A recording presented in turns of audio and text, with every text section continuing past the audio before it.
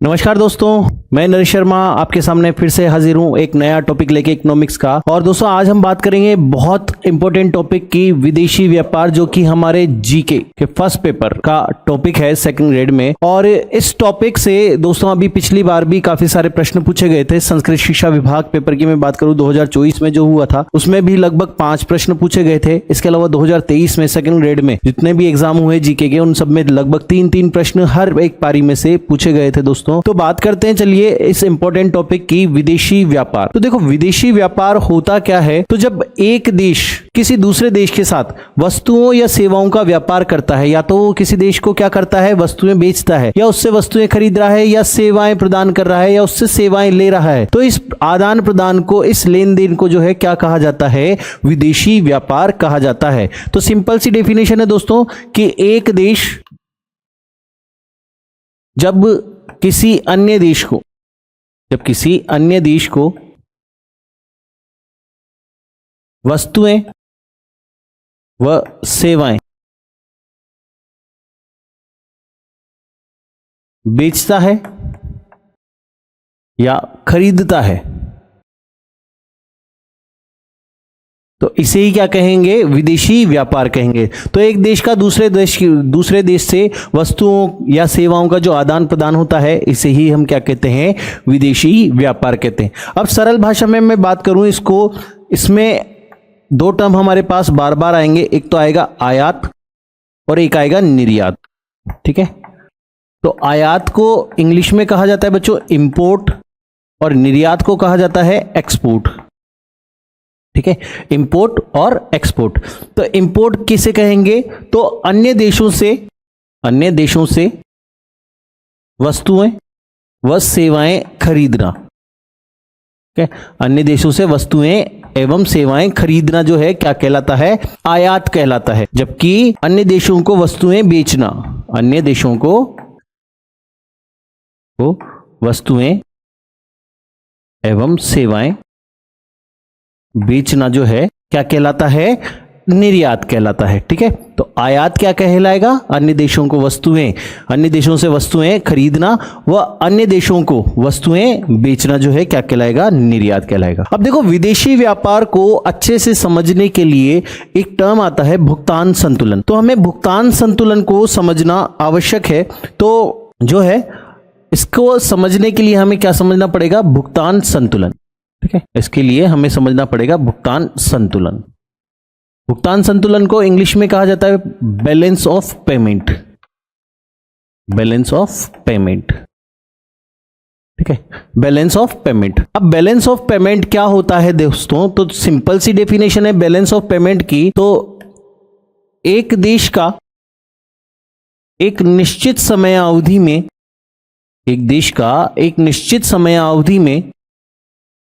में संपूर्ण विश्व के साथ किया गया आर्थिक लेन देन का लेखा जोखा, ठीक है, लेखा जोखा क्या कहलाता है, भुगतान संतुलन कहलाता है। भुगतान संतुलन कहलाता है। ठीक है, तो एक देश का एक निश्चित समय अवधि, तो निश्चित समय अवधि का मतलब हो गया एक वित्तीय वर्ष। ठीक है, क्या हो गया, एक वित्तीय वर्ष। और एक वित्तीय वर्ष जो होता है हमारा, ये एक वित्तीय वर्ष कब से कब तक का होता है, एक वित्तीय वर्ष हमारा जो है 1 अप्रैल से 31 मार्च तक का होता है। तो एक देश का जो एक निश्चित समय अवधि मतलब एक वित्तीय वर्ष में संपूर्ण विश्व के साथ, मतलब अन्य विश्व के साथ या अन्य देशों के साथ जो है हम क्या कर रहे हैं, जितना भी आर्थिक लेन देन कर रहे हैं, उनको हम पैसे दे रहे हैं या उनसे हम पैसे प्राप्त कर रहे हैं, तो इसका लेखा जोखा ही क्या कहलाता है, भुगतान संतुलन कहलाता है। ठीक है, तो मतलब जो भी हम चीजें उनसे खरीद रहे हैं, तो चीजें खरीदेंगे तो इसके बदले में हमें क्या करना पड़ेगा, भुगतान करना पड़ेगा। और उनको चीजें बेच रहे हैं तो हमें क्या प्राप्त होगा, चीजें बेचने के बदले में भुगतान प्राप्त होगा। तो ये जितना भी आर्थिक लेन देन, जितना भी पैसा हम प्राप्त कर रहे हैं और जितना भी पैसा दे रहे हैं, तो इसका लेखा जोखा ही क्या कहलाता है, भुगतान संतुलन कहलाता है। तो अगर मैं बात करूं इस पूरे विश्व के भुगतान संतुलन का, ठीक है, पूरे विश्व के भुगतान संतुलन का लेखा जोखा जो है किसके द्वारा किया जाता है, आईएमएफ के द्वारा। तो पूरे विश्व के, पूरे विश्व के भुगतान संतुलन का, पूरे विश्व के भुगतान संतुलन का लेखा जोखा, ठीक है, पूरे विश्व के भुगतान संतुलन के या लेखा जोखा जो है कौन रखता है भाई? IMF रखता है। अंतरराष्ट्रीय मुद्रा कोष के द्वारा जो है क्या किया जाता है? ये लेखा जोखा रखा जाता है। और बात करें हम भारत के, ठीक है, भारत के भुगतान संतुलन का लेखा जोखा, भारत के भुगतान संतुलन का लेखा जोखा जो है ये किसके द्वारा रखा जाता है भाई? तो ये रखा जाता है RBI के द्वारा। किसके द्वारा? RBI के द्वारा रखा जाता है। तो पूरे विश्व के भुगतान संतुलन का लेखा जोखा रखेगा IMF और भारत के भुगतान संतुलन का लेखा जोखा रखेगा RBI। अब ये जितना भी हमारे पास लेन देन हो रहा है, ठीक है, जितना भी लेन देन हो रहा है, इसका जो है भुगतान संतुलन के अंतर्गत जो है RBI इसका लेखा दो खातों में करता है, ठीक है। जितना भी हम क्या कर रहे हैं, वस्तुओं को बेच रहे हैं और जितने भी वस्तुओं को हम खरीद रहे हैं, मतलब जितना भी हम आयात कर रहे हैं और जितना भी निर्यात कर रहे हैं, इन दोनों का लेखा करने के लिए जितनी भी विदेशी मुद्रा प्राप्त हो रही है, तो इन दोनों को मेंटेन करने के लिए RBI क्या करता है? दो खातों में इनका लेखा करता है। तो RBI के द्वारा दो खातों में इन सभी लेन देनों का क्या किया जाता है? लेखा किया जाता है। तो हम बात करते हैं पहला, ठीक है। तो पहला जो हमारा खाता आता है ये आता है चालू खाता, और दूसरा जो हमारा खाता आता है ये आता है पूंजी खाता, पूंजी खाता। तो चालू खाते को हम बोलते हैं कैपिटल अकाउंट और पूंजी खाते को जो है हम बोलते हैं करंट अकाउंट, ठीक है। अब इस चालू खाते में हम दो प्रकार की वस्तुओं को शामिल करते हैं, ठीक है, दो प्रकार की वस्तुओं को हम शामिल करते हैं। तो कौन कौन सी वस्तुएं शामिल की जाती है इसमें? तो इस तरफ तो हम जो है क्या कर रहे हैं, एक तरफ तो दृश्य वस्तुओं का व्यापार, दृश्य वस्तुओं का व्यापार, दृश्य वस्तुओं का व्यापार, और इस तरफ जो है हम शामिल करते हैं अदृश्य वस्तुओं का व्यापार, अदृश्य वस्तुओं का व्यापार, दृश्य वस्तुओं का व्यापार और अदृश्य वस्तुओं का व्यापार शामिल करते हैं। जबकि अगर मैं पूंजी खाते की बात करूं तो पूंजी खाते में जो है हम दो तरह के धन को शामिल करते हैं, एक तो विदेशी निवेश, विदेशी निवेश, और एक विदेशी ऋण, विदेशी ऋण, ठीक है। और ये विदेशी निवेश भी जो है हमारे पास दो प्रकार का होगा, एक तो जो है ये लिया जाता है प्रत्यक्ष विदेशी निवेश, जिसे शॉर्ट में हम FDI भी बोलते हैं, और एक जो है हम, ठीक है, विदेशी संस्थागत निवेश, विदेशी संस्थागत निवेश भी बोलते हैं, इसको हम FII भी बोलते हैं, ठीक है। ये भी दो प्रकार का होता है फर्दरली, जिसमें एक तो हम बोलते हैं FQI और एक बोलते हैं हम FII, जिसको हम आगे विस्तृत रूप में पढ़ेंगे। और FDI भी जो है हमारे पास दो प्रकार का होता है, ठीक है, FDI भी हमारे पास दो प्रकार का होता है, एक तो है ब्राउनफील्ड और एक जो है दोस्तों इसको बोलते हैं ग्रीनफील्ड, ठीक है, ब्राउनफील्ड और ग्रीनफील्ड। तो पहले हम बात करते हैं इधर वाले की, चालू खाते की, फिर हम बात करेंगे पूंजी खाते की, ठीक है। तो ये इस टेबल का आप चाहो तो स्क्रीनशॉट ले लीजिए अच्छे से, आराम से, बहुत काम आने वाली ही टेबल अपने आगे चलकर, तो इसका स्क्रीनशॉट ले लीजिए। अब हम बात करते हैं दृश्य वस्तुओं का व्यापार, ठीक है। तो दृश्य वस्तुओं के व्यापार की अगर मैं बात करूं तो दृश्य वस्तुओं का व्यापार में ऐसी वस्तुओं के आयात निर्यात, देखो व्यापार में हमारे पास दोनों चीजें आएगी, आयात भी आएगी और निर्यात भी आएगी। तो दृश्य वस्तुओं के व्यापार में जो है हम ऐसी वस्तुओं को शामिल करते हैं या ऐसी वस्तुओं को शामिल किया जाता है जिनको हम देख सकते हैं, छू सकते हैं, तो जैसे कि ये एलईडी पैनल हो गया हमारा, मोबाइल फोन हो गए, मशीनरी हो गई, मशीनरी टूल्स हो गए, निर्मित वस्तुएं हो गई। तो ऐसी वस्तुएं जिनको देखा और छुआ जा सकता है तो उनको हम क्या बोलते हैं, दृश्य वस्तुओं का व्यापार। तो इनके आयात और इनके निर्यात, इन दोनों को क्या किया जाता है, इसमें शामिल किया जाता है। ठीक है, तो दृश्य वस्तुओं के आयात और निर्यात को जो है किसमें शामिल करेंगे, हम दृश्य वस्तुओं के व्यापार में शामिल करेंगे। ठीक है, तो दृश्य वस्तुओं के व्यापार में इसे दोनों को शामिल किया जाता है, आयात को और निर्यात को। जबकि हम बात करें अदृश्य वस्तुओं का व्यापार, तो अदृश्य वस्तुओं का व्यापार में मुख्य रूप से हम क्या लेते हैं, सेवाओं को लेते हैं। ठीक है, सेवाओं को शामिल किया जाता है। तो सेवाओं को शामिल करेंगे साथ का साथ में। ठीक है, तो अदृश्य वस्तुओं के व्यापार में एक तो शामिल किया जाएगा सेवाएं। ठीक है, सेवाएं, दूसरे में लाभ या लाभांश। अगर किसी अंतर्राष्ट्रीय संगठन या संस्था द्वारा हमें अनुदान प्राप्त होता है तो उसको भी इसमें शामिल करते हैं। और एक वर्ड आता है रेमिटेंस। ठीक है, रेमिटेंस। ठीक है, इसको भी शामिल करता है। अब हम बात करें रेमिटेंस क्या होता है दोस्तों, तो रेमिटेंस की अगर मैं बात करूं तो रेमिटेंस किसे कहा जाता है, देखो तो रेमिटेंस। ठीक है, रेमिटेंस किसे कहते हैं, तो रेमिटेंस जो है देखो प्रवासी भारतीयों द्वारा, ठीक है, प्रवासी भारतीयों द्वारा जो धन देश में भेजा जाता है। ठीक है, प्रवासी भारतीय व्यक्तियों द्वारा जो धन देश में भेजा जाता है उसे हम क्या कहते हैं, रेमिटेंस कहते हैं। अब प्रवासी भारतीय कैसे, तो सिंपली मैं बताऊं, जैसे आपको उदाहरण कि अगर मान लीजिए मेरे चाचा जी जो हैं यूएसए गए हैं किसी काम के सिलसिले में, वीजा लगा है उनका और वो वहां पर 7 साल तक रहने वाले हैं।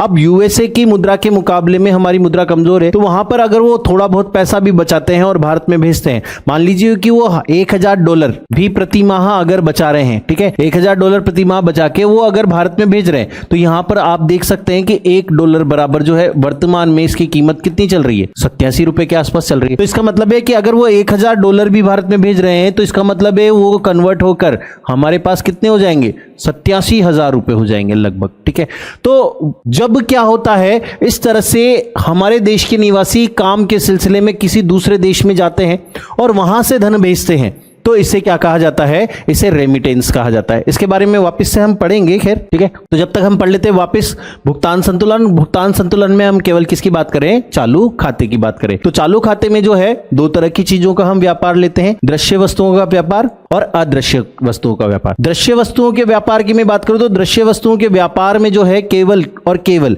किसे शामिल किया जाता है, ऐसी वस्तुएं जिनको देखा और छुआ जा सकता है। ठीक है, तो इसमें हम क्या करेंगे, दृश्य वस्तुओं का आयात और दृश्य वस्तुओं का निर्यात, वस्तुओं का निर्यात। तो इस तरह से हम करेंगे। अच्छा, इसके अलावा मैं एक और चीज आपको थोड़ा सा बताना भूल गया, एक बार फिर से मैं बता देता हूं। हम यहां पर क्या कर रहे हैं, ठीक है, हम यहां पर क्या कर रहे हैं, विदेशी व्यापार के तहत क्या कर रहे हैं, किसी भी देश की वस्तुओं और सेवाओं को जब कोई भी खरीदता है और बेचता है तो विदेशी व्यापार कहते हैं। और आयात और निर्यात कहा जाता है, जब हम खरीदते हैं किसी अन्य देश से तो इसको आयात कहते हैं, किसी अन्य देश को वस्तुएं बेचते हैं तो निर्यात कहते हैं। भुगतान संतुलन के अंतर्गत हम क्या कर रहे हैं, जितना भी हमारा लेन देन किया जा रहा है, ठीक है, जितना भी हमारा लेन देन किया जा रहा है, इसको जो है इसका लेखा जोखा ही क्या कहलाता है, भुगतान संतुलन कहलाता है। पूरे विश्व के भुगतान संतुलन का लेखा जोखा IMF करता है और भारत के संदर्भ में RBI करता है। अब इसके अलावा ये जो भुगतान संतुलन है, हम लेन देन कर रहे हैं, तो लेन देन की जो है हमारे यहां पर इसकी 3 अवस्था हो सकती है। ठीक है, कि हम जो भी लेन देन कर रहे हैं इसकी हमारे पास क्या हो सकती है, 3 अवस्था हो सकती है। ठीक है, 3 अवस्था क्या क्या हो सकती है, कि हमारे आयात और हमारे निर्यात। ठीक है, ये 3 बार मैं लिख रहा हूं, 3 अवस्थाएं हो सकती है, तो आयात और निर्यात, और ये आयात और निर्यात। तो ये 3 अवस्था हो सकती है। क्या क्या अवस्था हो सकती है, कि या तो क्या हो सकते हैं कि हमारे निर्यात कम और आयात ज्यादा हो सकते हैं। तो हमारे निर्यात कम और आयात ज्यादा होंगे तो इसे हम क्या कहेंगे, अधिशेष की स्थिति। ठीक है, इसे हम क्या कहेंगे, अधिशेष की स्थिति। या फिर क्या हो सकते हैं, हमारे निर्यात आयात बराबर हो सकते हैं, तो इसको हम क्या बोल सकते हैं, संतुलन की स्थिति। ठीक है, या फिर जो है क्या हो सकता है कि हमारे आयात ज्यादा और निर्यात कम हो सकते हैं, तो इसको हम क्या कहेंगे, घाटे की स्थिति। ठीक है, क्या कहेंगे? घाटे की स्थिति। तो तीन अवस्थाएं हो सकती है किसी भी भुगतान संतुलन की, किसी भी देश के भुगतान संतुलन की तीन स्थितियां होती है। एक तो होती है अधिशेष, जिसमें क्या होता है? आयात कम निर्यात ज्यादा। अगर आयात और निर्यात बराबर है तो इसको हम संतुलन की अवस्था बोलेंगे। और यदि निर्यात ज्यादा है, निर्यात कम है और आयात ज्यादा है, तो इसको हम क्या बोलेंगे? घाटे की अवस्था बोलेंगे। तो ठीक इसी तरह से हम बात कर रहे थे कि यदि दृश्य वस्तुओं का आयात ज्यादा होता है, ठीक है, यदि दृश्य वस्तुओं का आयात ज्यादा होता है दृश्य वस्तुओं के निर्यात से, तो इस अवस्था को जो है दोस्तों हमारे भुगतान संतुलन में किस नाम से जाना जाता है? तो ये जाना जाता है व्यापार घाटा के नाम से। ठीक है, तो मैंने आपको बताया कि आयात ज्यादा हो निर्यात से तो इसको हम घाटा बोलते हैं, और केवल हम दृश्य वस्तुओं के आयात और निर्यात का अंतर देख रहे हैं, तो यहां पर अधिशेष आयात का ज्यादा है, तो ऐसी स्थिति में जो घाटा होगा हमारे पास, इसको हम क्या कहेंगे? व्यापार घाटा कहेंगे। इंपॉर्टेंट है, व्यापार घाटा किसे कहा जाता है? तो जब दृश्य वस्तुओं का आयात दृश्य वस्तुओं के निर्यात से ज्यादा होता है तो इसे क्या कहते हैं? व्यापार घाटा कहते हैं। अब थोड़ा सा हम हमारे व्यापारिक संबंधों की बात कर लेते हैं कि हम जो है किस देश को सबसे ज्यादा वस्तुओं का निर्यात करते हैं, सबसे ज्यादा आयात किस देश से करते हैं। तो ये थोड़ा सा मैं आपको बता देता हूं। तो आयात की अगर मैं बात करूं कि हम सबसे ज्यादा सर्वाधिक आयात किस देश के साथ करते हैं, तो सर्वाधिक आयात की अगर मैं बात करूं तो सर्वाधिक आयात जो है हम किससे करते हैं? चीन से करते हैं। दूसरे नंबर पर हम रूस से करते हैं। ठीक है, तीसरे नंबर पर हम जो है यूएई संयुक्त अरब अमीरात से करते हैं। नंबर 4 पर जो है हम यूएसए से करते हैं, और नंबर 5 पर जो है हम सऊदी अरब से। ठीक है, सबसे ज्यादा जो हम वस्तुएं खरीदते हैं, सबसे ज्यादा जो हम आयात करते हैं किसी भी वस्तुओं का, ठीक है, तो ये किस किस के साथ करते हैं? चीन के साथ, रूस के साथ, यूएई, यूएसए और सऊदी अरब। ठीक है, सऊदी अरब के साथ। ये 5 ऐसे देश हैं जिनसे हम सबसे ज्यादा क्या करते हैं? आयात करते हैं। ठीक है, अगर ठीक इसी तरह से मैं बात करूं कि हम सबसे ज्यादा निर्यात किसको करते हैं, ठीक है, सबसे ज्यादा हम निर्यात किसको करते हैं, तो सबसे ज्यादा निर्यात जो है हम करते हैं यूएसए को। ठीक है, नंबर 2 पर करते हैं यूएई को, नंबर 3 पर जो है ये करते हैं हम नीदरलैंड्स को, नंबर 4 पर जो है ये हम करते हैं यूनाइटेड किंगडम को, और नंबर 5, ठीक है, नंबर 5 में हम करते हैं सिंगापुर को। ठीक है, नंबर 5 में हम करते हैं किसको? सिंगापुर को। ठीक है, तो ये हमारे सबसे बड़े ट्रेड पार्टनर हैं। ठीक है, कि आयात सबसे ज्यादा हम किसके साथ करते हैं? चीन के। चीन से हम सबसे ज्यादा चीजें खरीदते हैं। फिर नंबर आता है रूस का, फिर आता है यूएई, इसको यूएई को जो है संयुक्त अरब अमीरात, संयुक्त अरब अमीरात भी कहा जाता है। यूएसए को संयुक्त राज्य अमेरिका बोलते हैं, संयुक्त राज्य अमेरिका बोलते हैं। ठीक है, तो ये जो है 5 ऐसे देश हैं जिनके साथ हम सबसे ज्यादा क्या करते हैं? आयात करते हैं। चीन, रूस, यूएई, यूएसए और सऊदी अरब। और सबसे ज्यादा जो निर्यात करते हैं हम यूएसए, यूएई, नीदरलैंड, यूके और सिंगापुर को। अगर मैं कहूं कि हम सबसे ज्यादा चीज खरीदते क्या हैं, ठीक है, सबसे ज्यादा चीज खरीदते क्या है, कौन सी वस्तु का आयात सबसे ज्यादा करते हैं हम, तो कौन सी वस्तु का सबसे ज्यादा आयात करते हैं हम, तो इसमें आता है हमारे कच्चा पेट्रोलियम।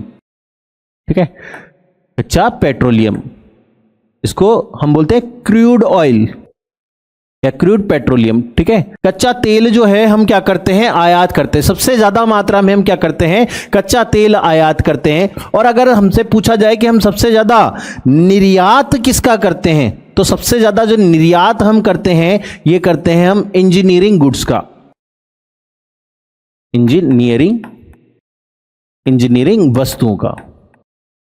ठीक है, सबसे ज्यादा हम निर्यात करते हैं इंजीनियरिंग वस्तुओं का। ठीक है, तो ये हमारी 2 ऐसी मदें हैं जिनको हम सबसे ज्यादा क्या कर रहे हैं? यहां पर आयात कर रहे हैं, और सबसे ज्यादा हम क्या कर रहे हैं? निर्यात कर रहे हैं। तो इसमें हम देख लेते हैं हमारे ट्रेड पार्टनर में 10 ऐसे कौन से देश हैं, ठीक है, जिनके साथ हम सबसे ज्यादा क्या करते हैं? आयात व्यापार करते हैं। तो सबसे ज्यादा जो आयात व्यापार है दोस्तों, मैंने पहले 5 आपको बताए। ठीक है, कि पहले नंबर पर कौन सा है? चीन जो है, चीन पहले नंबर पर है, और इसके साथ हमारा जो व्यापार संबंध रहा 2024-25 में। ठीक है, तो 2024-25 में ये शुरुआती हमारे पास केवल जो है ये अप्रैल से लेकर नवंबर तक का डेटा है। ठीक है, ये नवंबर तक का डेटा है।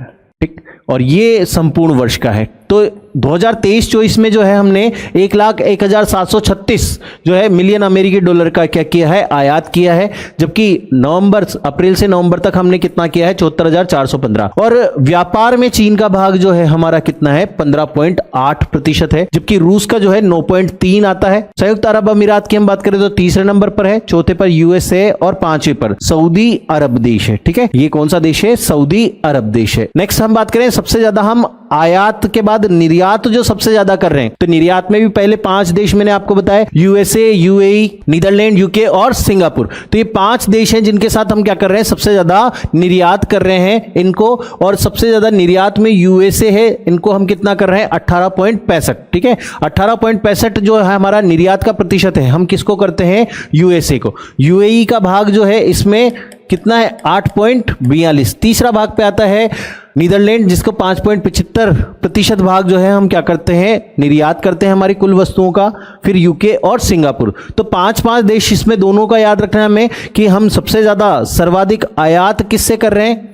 तो हम सर्वाधिक जो है आयात किस देश से कर रहे हैं भाई, तो सर्वाधिक आयात जो है हम कर रहे हैं किसके साथ, चीन के साथ। दूसरे नंबर पर रूस के साथ, तीसरे नंबर पर यूएई, चौथे नंबर पर यूएसए, पांचवें नंबर पर सऊदी अरब। सबसे ज्यादा निर्यात किसको कर रहे हैं, यूएसए, यूएई, नीदरलैंड, यूके और सिंगापुर को कर रहे हैं। ठीक है, तो इसका स्क्रीनशॉट ले लीजिए। आगे वस्तुओं के बारे में हम बात करते हैं, तो वस्तुएं हैं हमारी जो हम सबसे ज्यादा आयात और निर्यात करते हैं। तो पहले इनको नोट कर लीजिए आप, फिर उसके बाद हम आगे करेंगे।